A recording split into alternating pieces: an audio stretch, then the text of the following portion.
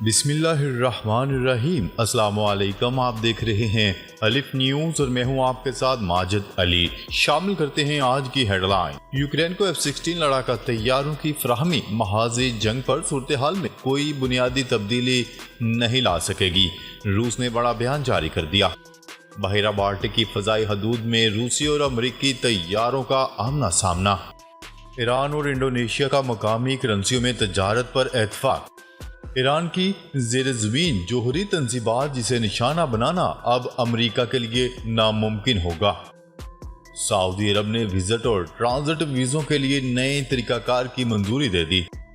ہم جنگل کے قانون کی زد میں ہیں، آخری دم تک مزاحمت کروں گا، عمران خان۔ جنوبی ایشیا میں سب سے سستے سری لنکن روپے نے پاکستانی کرنسی کو مات دے دی۔ Army chief general Asim Munir سے آذربائیجان کے نائب وزیر دفاع کی اہم ملاقات۔ پاکستان اور دنیا بھر کی خبروں سے باخبر رہنے کے لیے الف نیوز کو سبسکرائب کر لیں۔ ہیڈ لائنز آپ نے جانی، اب بڑھتے ہیں خبروں کی تفصیلات کی طرف۔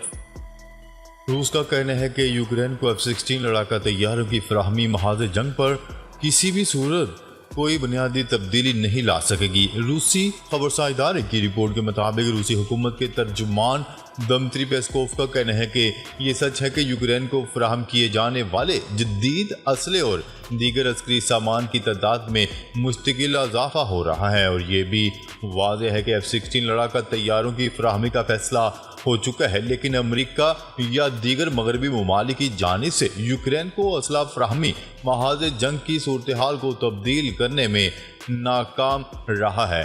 اسی طرح F-16 لڑاکا طیارے بھی اس میں کوئی بنیادی تبدیلی نہیں لا سکیں گے۔ خبر کے اگلے حصے میں بات کرتے ہیں۔ بحیرہ بالٹک کی فضائی حدود میں روسی اور امریکی طیارے آمنے سامنے۔ روس کی وزارت دفاع کا کہنا ہے کہ اس کا ایک جنگی طیارہ بحیرہ بالٹک کے اوپر دو امریکی بمبار طیاروں کی طرف بھیجا گیا تھا جو روسی سرحد کے قریب آ رہے تھے۔ غیر ملکی خبرساں ادارے کی رپورٹ کے مطابق وزارت دفاع نے ٹیلی گرام پر کہا کہ روسی سرحدوں سے دو غیر ملکی جنگی طیاروں کے انخلاء کے بعد روسی لڑاکا طیارہ واپس اپنے فضائی اڈے پر آ گیا تھا۔ وزارت دفاع کا کہنا ہے کہ زیر بحث دو طیارے امریکی فضائیہ کے B-1B اسٹریٹجک بمبار طیارے تھے اور وہ روسی سرحد کے قریب آ رہے تھے۔ انہوں نے ایک Su-27 لڑاکا طیارے کو ان کو روکنے کے لیے بھیجا تھا۔ انہوں نے مزید کہا کہ روسی سرحد کی خلاف ورزی نہیں کی گئی۔ روسی وزارت دفاع نے کہا کہ روسی لڑاکا طیارے کی پرواز کے دوران بین الاقوامی فضائی حدود کے قوانین کی سختی سے تعمیل کی گئی۔ روسی طیاروں اور نیٹو کے دیگر ممالک کے درمیان حادثات میں حالیہ برسوں میں کئی گنا اضافہ ہوا ہے، حتیٰ کہ یوکرین میں جنگ شروع ہونے سے پہلے بھی ایسے واقعات رونما ہو چکے ہیں۔ گزشتہ ہفتے بھی بحیرہ بالٹک کے اوپر ایک روسی لڑاکا طیارے اور دو فرانسیسی اور جرمن فوجی طیاروں کا آمنا سامنا ہوا تھا۔ خبر کے اگلے حصے میں بات کرتے ہیں۔ ایران اور انڈونیشیا نے مقامی کرنسی میں تجارت پر اتفاق کر لیا۔ غیر ملکی میڈیا کی رپورٹ کے مطابق ایران اور انڈونیشیا نے مقامی کرنسیوں میں تجارت پر اتفاق کر لیا ہے۔ دونوں ممالک قومی کرنسیوں کے ذریعے ادائیگیاں کرنے پر متفق ہو گئے۔ ایران کے صدر ابراہیم رئیسی کا کہنا ہے کہ انڈونیشیا کے ساتھ تعلقات میں توسیع اہمیت کی حامل ہے۔ تجارت کا حجم 20 ارب ڈالر تک بڑھانا چاہتے ہیں۔ جابرانہ پابندیوں اور دباؤ ایران کی ترقی کو روکنے میں ناکام رہے ہیں۔ واضح ہے کہ ایرانی صدر کی سربراہی میں ایران کا ایک اعلیٰ سیاسی اور اقتصادی وفد انڈونیشیا کے سرکاری دورے پر ایران اور انڈونیشیا کے اعلیٰ حکام نے ترجیحی تجارت ویزوں، ثقافتی تبادلوں، ادویات سازی کی مصنوعات کی نگرانی، سائنس اور ٹیکنالوجی، تیل اور گیس کے شعبوں میں تعاون مضبوط بنانے کے لیے 11 دستاویزات اور معاہدوں پر دستخط کیے ہیں۔ خبر کے اگلے حصے میں بات کرتے ہیں۔ ایران کی زیر زمین جوہری تنصیب جسے نشانہ بنانا امریکہ کے لیے ناممکن ہو گیا۔ ایرانی شہر نتنز میں زرگوز پہاڑ کے قریب زیر زمین ایک ایسی جوہری تنصیب کی تعمیر جاری ہے جسے تباہ کرنے میں امریکہ کے جدید فضائی ہتھیار بھی ناکام ہو جائیں گے۔ سیٹلائٹ تصاویر ایسوسی ایٹ پریس کے تجزیے اور ماہرین نے اطلاع دی ہے کہ ایرانی شہر نتنز میں ایٹمی سائٹ کے قریب زیر زمین جوہری تنصیب کے لیے گہرائیوں تک سرنگیں کھودی جا رہی ہیں۔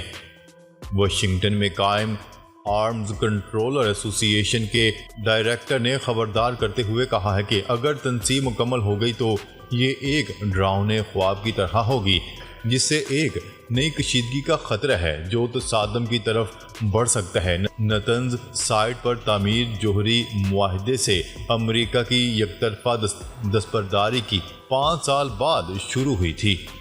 اقوام متحدہ میں ایران کے مشن نے تعمیر کے حوالے سے اے پی کو بتایا کہ ایران کی پرامن جوہری سرگرمیاں شفاف اور بین الاقوامی جوہری توانائی ایجنسی کی نگرانی کے تحت ہیں۔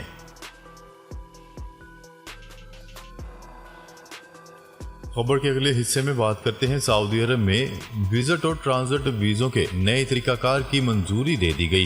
اس حوالے سے جدہ میں سعودی فرمانروا شاہ سلمان بن عبدالعزیز کی زیر صدارت سعودی کابینہ کا اجلاس ہوا، جہاں اس کی منظوری دی گئی۔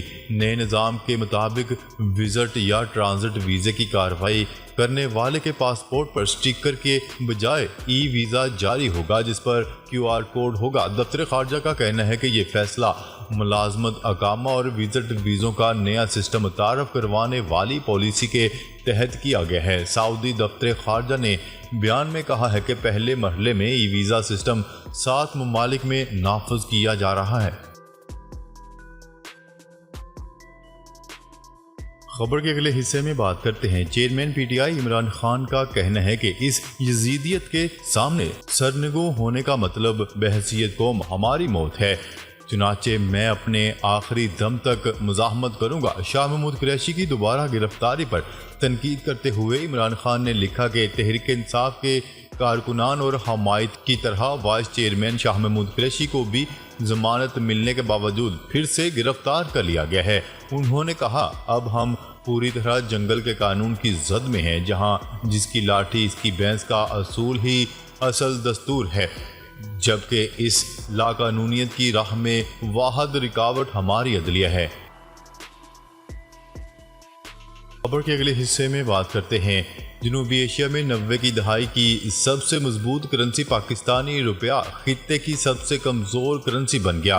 جنوبی ایشیا میں سب سے سستے سری لنکن روپے نے پاکستانی روپے کو مات دے دی۔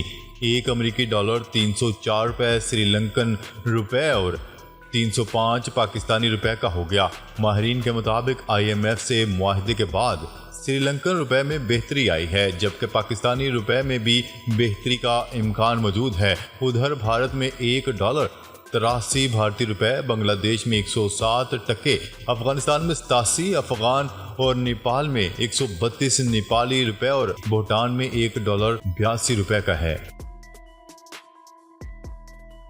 خبر کے اگلے حصے میں بات کرتے ہیں آرمی چیف سے آذربائیجان کے نائب وزیر دفاع کی ملاقات۔ Chief of army staff general Asim Munir سے آذربائیجان کے پہلے نائب وزیر دفاع نے ملاقات کی۔ پاک فوج کے شعبہ تعلقات عامہ ISPR کے مطابق آذربائیجان کے پہلے نائب وزیر دفاع نے GHQ میں army chief general Asim Munir سے ملاقات کی۔ ملاقات کے دوران دونوں برادر ممالک کے درمیان دفاعی اور سیکیورٹی تعاون سمیت مختلف امور پر تبادلہ خیال کیا گیا۔ دونوں ممالک کے سربراہان نے ملاقات میں فوجی اور پیشہ ورانہ امور میں تعاون بڑھانے پر زور دیا۔ GHQ آمد پر آذربائیجان کے نائب وزیر دفاع نے شہداء کی یادگار پر حاضری دی اور پھولوں کی چادر بھی چڑھائی اور شہداء کو خراج تحسین پیش کیا۔ بعد ازاں وفد نے پاک فوج کی اعلیٰ قیادت سے میز پر بھی ملاقات کی۔ ناظرین اب تک کے لیے اتنا ہی، مزید خبریں لے کر بہت جلد آپ کی خدمت میں حاضر ہوں گے۔ تب تک کے لیے اپنا خیال رکھیے گا۔ اللہ نگہبان۔